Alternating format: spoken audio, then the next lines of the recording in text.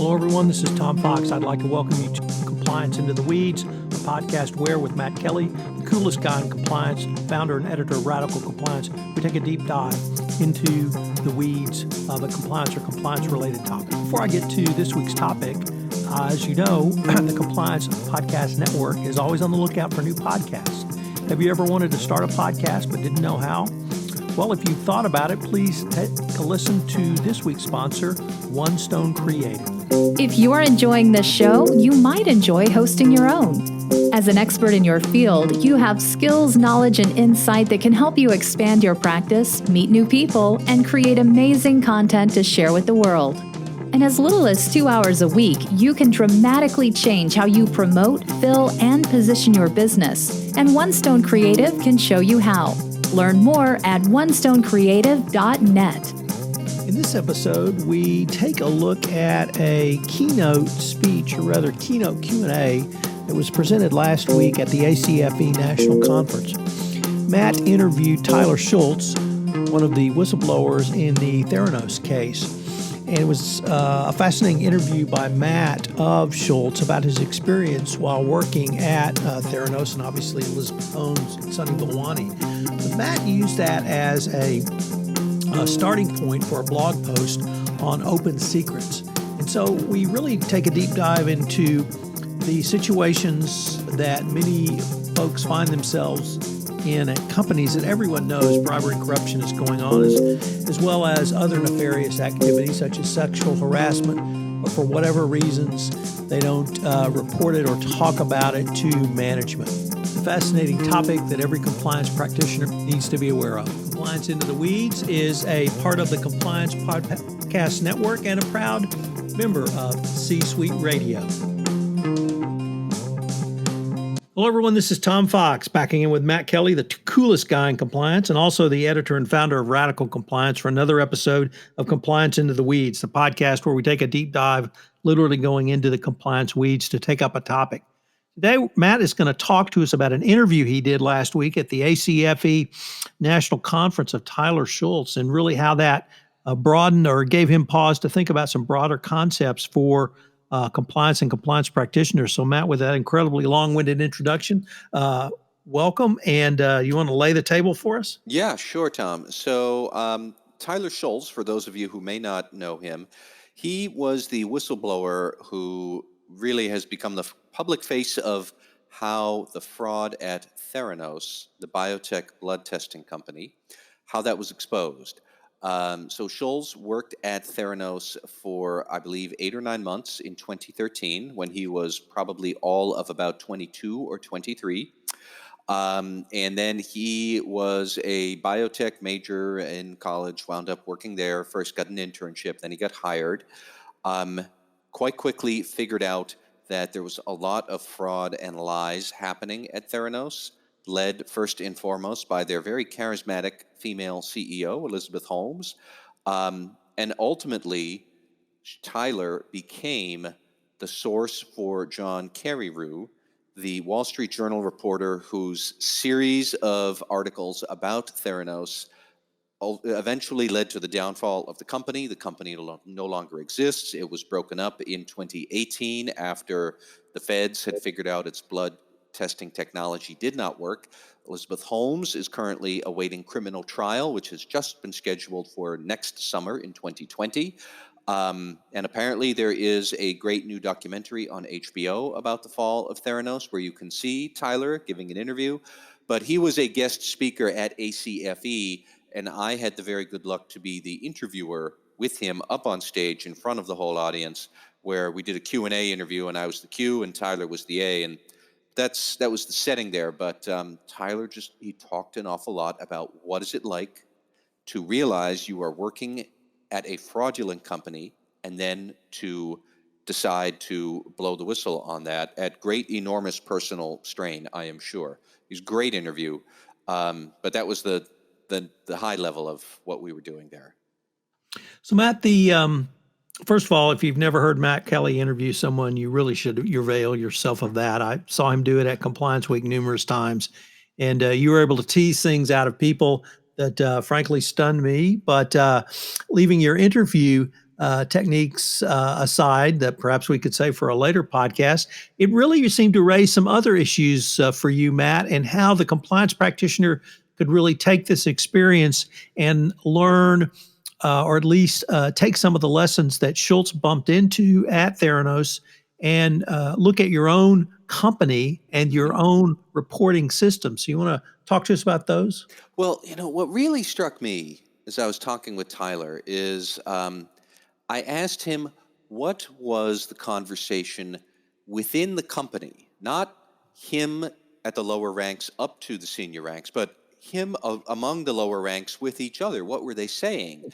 Because so often we talk about corporate culture, and if you have not read the book John Carreyrou wrote about Theranos, it's called Bad Blood, you should read it immediately if you're a compliance executive, because Tyler was not at all the only person who knew Theranos was crazy.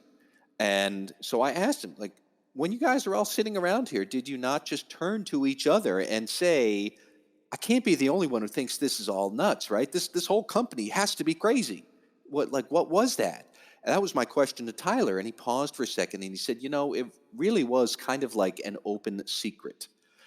And that's the part where he continued to talk a bit about it, but my mind hung on those words and that phrase. It was an open secret, because how often, compliance officers listening to this, how often have you heard about some sort of corporate misconduct that's been happening, and you go back to try and investigate, well, who knew about it? And lo and behold, it turns out everyone knew about it. My first thought, as Tyler was talking, was I thought of Harvey Weinstein, the media mogul who was really the face of the Me Too movement there, because he had sexually assaulted so many women for so long. And who knew about it in Hollywood? Everybody, for decades, knew that Harvey Weinstein was doing this. Open secret. Or KPMG, and Tom, we talked about this just the other week, with their scandal of staffers, partners, audit junior staffers cheating on CPE exams, providing answers to each other. And who knew about it? Everybody. Open secret. So I was like, how? How on earth do we get these open secrets? What is this? And that's the sort of thing that should drive compliance officers up the wall. Because we are always talking about the need for a speak up culture, but this was really more like there's a speak next to you culture that is not going up. And that's the part that should drive compliance officers crazy. So I was thinking, and I wrote a post about this, more about what are some of the defining characteristics of a open secret culture as opposed to a speak up culture. So I have a few ideas, but that was my big takeaway was, yet again, open secrets at one of the biggest frauds we're ever going to see in our lifetimes. Theranos is going to be a case study for business schools for the next 40 years. And that's all that it boiled down to, was just open secrets. So, Matt, I've read the book, and I have to go ditto on your recommendation to read it. It's one of the quickest, fastest, and most enjoyable reads and terrifying reads I've had in quite some time. Mm-hmm. But one of the things that struck me in reading that book, at least in the early part of the book, perhaps up to 2011, is the phrase "fake it till you make it," which seems to be a big part of the Silicon Valley culture, where you really are trying truly innovative, truly out there, truly cutting edge things, and they may not work. They may fail multiple times, and you just keep trying until you make it. Mm-hmm. And I think Thomas Edison tried 116 different filaments before he found one that worked for the light bulb. So simply because something doesn't work immediately doesn't mean it's a fraud. So was there really any of that, or did Tyler come in much later in the game when it really was a full fraud going on? Tyler came in 2013 when, to the best of my recollection and understanding, the full fraud was going on. And I am okay with trying and failing often and failing fast and all these other cute Silicon Valley aphorisms about how failure is okay. But when faking it is the making it, which was the case at Theranos, certainly by the time Tyler arrived, and then after that, if you're just lying to people and saying that the product works when it does not work, that is not trying and failing. That is lying. And that's what was going on there. So at one point, the jumped out at me when I was asking Tyler how he started to blow the whistle. And I think this is probably representative of many whistleblowers, is he took baby steps to blowing the whistle. And the first thing he did was he called some state regulators, I think in the state of New York, where Theranos devices were now supposedly going to be eligible for state reimbursement because they were being used. And so he quietly called up the state regulators and said, if this is true, and he sketched out kind of like, I know a company, they're doing this, this, and this, and it's all bogus. Would you have any concerns? And I stopped him. I said, well, what happened when you called the state regulators? He says, I never heard back. And that, I think, is a big key point about why things are open secrets at companies, or certainly it's a big whistleblower concern for compliance officers, is when a whistleblower is trying to speak up, but somehow believes that nobody in the senior ranks is going to care. Now, in Tyler's case, he called the regulator. They never really followed up. They didn't care. He saw many different managers of his come and go, and one of the senior managers in his unit apparently got fired the first day he was there, and he watched her have a breakdown and like burst into tears in the parking lot. So when you see people saying, whatever, I don't really care, then you're not going to speak up as a whistleblower. And then what was really interesting was eventually John Carreyrou had found Tyler through LinkedIn and had sent him some messages. I'm doing a story. I'd love to talk to you. Please talk to me. And he ignored Carreyrou and ignored him and ignored him. And finally, Tyler did respond to John Carreyrou. And I said, how'd that go? And he says, oh, he was great. He worked with me all the time. I mean, they had to buy burner phones in cash and all this cloak and dagger stuff. But he said that John Carreyrou was very responsive to Tyler. And basically, like, you need the love and caring of whistleblowers. You need to show it. And if they feel like nobody cares, then it becomes an open secret. And that was what Tyler saw up until he bumped into the media. Now, of course, I am the media, so I'm all for it. If you have a big scandal, you want to call someone, I'll call you back, I promise. But for compliance officers, like, that's the lesson. Whistleblowers have to get the sense that somebody somewhere there cares. That's one of the big lessons that I drew from Tyler's talk. So, Matt, one of the primary things that I took away from Me Too and even Harvey Weinstein specifically was speaking up is no longer the responsibility of the victim, the person who's harassed. It's the responsibility of the person who sees it. It's the responsibility of the person who knows about it. It's the responsibility of the person who is in on the open secret. I saw in your blog post, though, it seemed to me you went in a little bit different direction and almost really structural components of a speak up and speak up culture. And I was wondering if you could just detail the 3 points that you laid out, and I just interpret them almost as structural. Well, yeah, and so one of the points that I had outlined there was that employees really do need to feel like somebody somewhere will listen to them. If they want to speak up, somebody has to listen. That is the converse of speaking, is listening. And if they don't have that sense, if there isn't that mechanism, if there isn't really even like a response, I guess I'll say mechanism, then that's going to work against you. I have seen studies, for example, that whistleblowers will try to reach out to a whistleblower hotline or a regulator or somebody else, but they'll try it twice. And if you don't respond to them on try number 2, they'll assume nobody cares and move on. Maybe they'll take it to the media. Maybe they'll shotgun it on Twitter. Maybe they'll stop caring too, and you have an open secret. But you have to respond like that.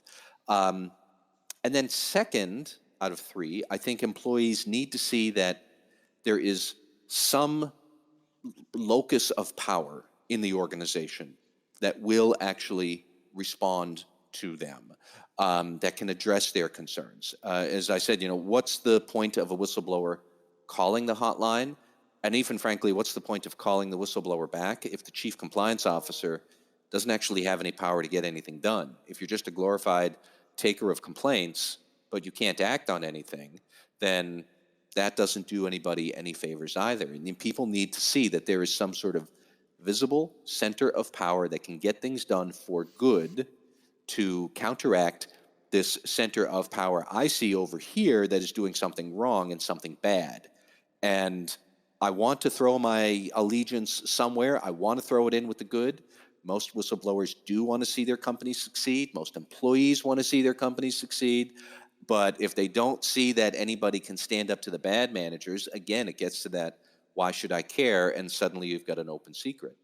And then, I think the third point I had was really that you do actually need to take some action. If, you, the compliance officer, the legal investigator, outside counsel, the board, whoever ultimately wants to put their muscle behind doing the right thing and encouraging whistleblowers, they need to see that something happens. And the way I was kind of thinking about it is that whistleblowing is almost like a partnership or a dance between the whistleblower and the compliance officer, and the person who leads the dance, that is going to shift back and forth. The whistleblower is going to start it first. When they blow the whistle, they're the one who gets to lead. Compliance officers eventually are going to take over, and then you're going to be the one who leads as you ask maybe for a little bit more, or could you come in and talk to me? Could you put your name to this if we're going to file a formal complaint or something like that? But compliance officers need first to think about, how do you get that partnership personally when you get a call from a whistleblower? How do you get them to trust you? And you need to think about how a partnership like that works, I would say systematically, that the organization shows whistleblowers that it is a reliable partner. If you show up with a complaint, you call me, you email me, you whatever, we're going to listen. We're going to have the power to do something, and then we're actually going to do it. Because that's what Tyler first tried to do when he called regulators, and they didn't really do any of that. And then finally he responded to John Carreyrou, and Carreyrou did do those things, and lo and behold, Carreyrou won a Pulitzer Prize. Tyler's being lauded for the amazing amount of personal spine that he showed to persevere, and Theranos went down the tubes, which it deserved. So that's the sort of dynamic that you have to think about. How you have to You set it up. concluded your post by contrasting that with a very interesting and insightful FCPA enforcement action earlier this year. You want to kind of wrap it up by telling us about that? Yeah, so that part about having some other locus of power that could offset Elizabeth Holmes and her fraudulent impulses as the CEO, where would that reside? And that got me thinking about Cognizant Technologies, which, Tom, you and I again talked about this earlier this year. Cognizant had a very bad FCPA issue where the company president and I think the general counsel were in on the bribe, and it was a big bribe. There's no two ways about it. Senior management was involved in an FCPA action that stunk to high heaven. But the Justice Department let them off with a relatively lenient sentence. I think they got a $25 million penalty and no prosecution at all. Why? Because the board acted so swiftly once it found out we have a big FCPA issue. The CEO or the company president are involved. But who could counteract a corrupt CEO? A board could offset that. So there is that locus of power that is an alternative to this runaway CEO who was violating the FCPA. Now, at Theranos, we had a runaway CEO who was, concocting statements out of whole cloth that were not at all true about their product, but they did not have an outside independent locus of power, because that board was just a bunch of old white dudes who saw a pretty blonde, bat her eyelashes at them, and they just rolled over for her and didn't pay one whit of attention to good corporate governance. Look what happened to them. So really, there are some very pragmatic issues about where's the power that resides to offset corruption in your organization. Do others see it? Do others see that position of power act? If they do, then they'll see that's my ally, and I, as a whistleblower, I'm going to go to you and bring my concerns. Then you're in good shape. We did not have that at Theranos. Tyler Schultz found that out the hard way, and so we all owe him a debt for having the guts and the backbone to stand up and call Theranos out, so that finally he could put that fraud. Matt, that seems like a great place to wrap up this episode. I look forward to seeing what we come up with for next week. Thanks, Tom. Hello, everyone. This is Tom Fox again. I'd like to thank you for listening to this episode of Compliance into the Weeds. As we recorded this on July 1, I hope you will have a safe, prosperous, and very joyous 4th of July. And think about the founding of our country and the freedoms that we enjoy. Matt and I will be back with another episode of Compliance Into the Weeds in 2 weeks. Compliance Into the Weeds is a part of the Compliance Podcast Network and now a proud member of C-Suite Radio.